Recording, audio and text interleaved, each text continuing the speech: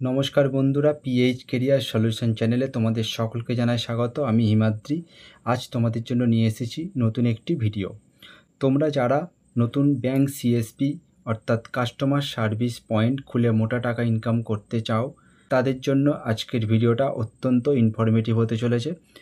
একটা bank CSP খোলার জন্য সবার প্রথমে আমাদের মাথায় যে জিনিসগুলো আসে, ব্যাংক সিএসপি কী, এটি কিভাবে কাজ করে, কোথায় কোথায় এই পরিষেবাটি উপলব্ধ রয়েছে, একটা ব্যাংক সিএসপি খোলার জন্য প্রয়োজনীয় শর্তাবলী ও ডকুমেন্টসের কী প্রয়োজন পড়ে, কিভাবে এটির মাধ্যমে আমরা টাকা উপার্জন করতে পারি, এই সমস্ত প্রশ্নের উত্তর আজকের ভিডিওতে আমি আলোচনা করব।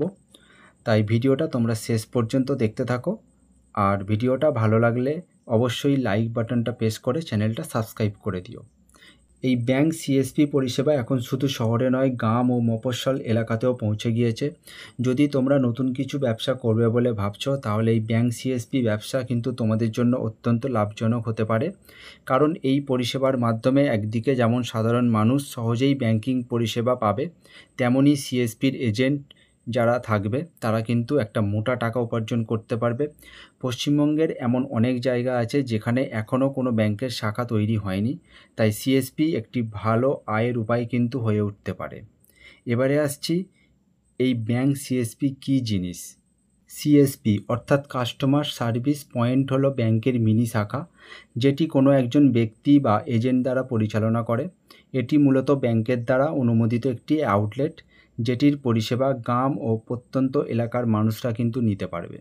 সিএসপি এজেন্টরা সাধারণত ব্যাংকের হয়ে কাজ করে এবং একটা মোটা টাকা কমিশন তারা পায়। আচ্ছা, এবারে আসছি, এই পরিষেবায় গ্রাহকরা কী সুবিধা পাবে। এখানে সহজেই সেভিংস অ্যাকাউন্ট খোলা যায়।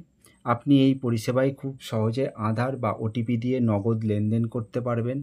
এছাড়া এই পরিষেবায় আপনি আপনার সরকারি ভাতা, পেনশন এবং গ্যাসের ভর্তুকির টাকা সরাসরি অ্যাকাউন্টে পেয়ে যাবেন। সেটা কিন্তু এই সিএসপির মাধ্যমে আপনারা উইথড্রল করতে পারবেন।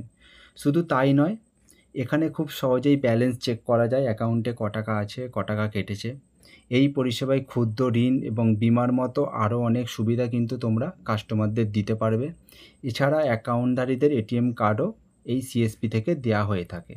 এবারে আসছি, এই পরিষেবাটি খোলার জন্য কী যোগ্যতা ও শর্ত তোমাদের লাগবে। যদি তোমরা এই পরিষেবাটি চালু করতে চাও, তাহলে তোমাদের বয়স হতে হবে 18 বছর বা তার ঊর্ধ্বে।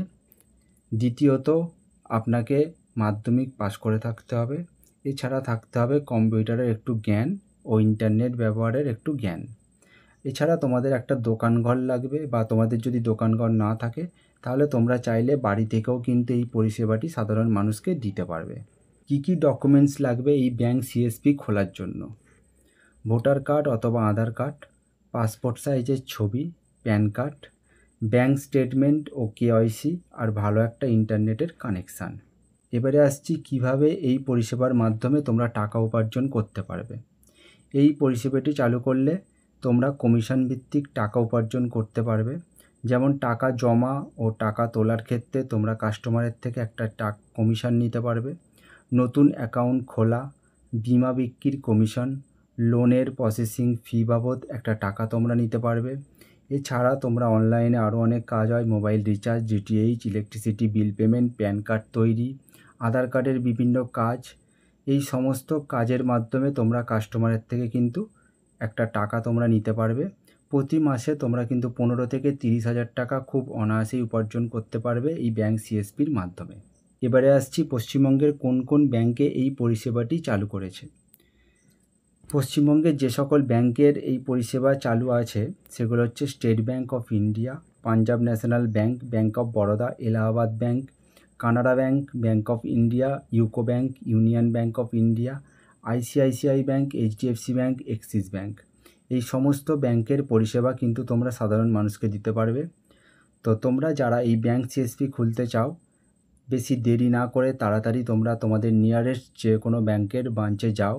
যে ব্যাংকের তোমরা সিএসপি নিতে চাও সেই ব্যাংকে গিয়ে তোমরা কথা বলে তাড়াতাড়ি সিএসপি তাদের থেকে নিয়ে তোমরা এই বিজনেসটা শুরু করো।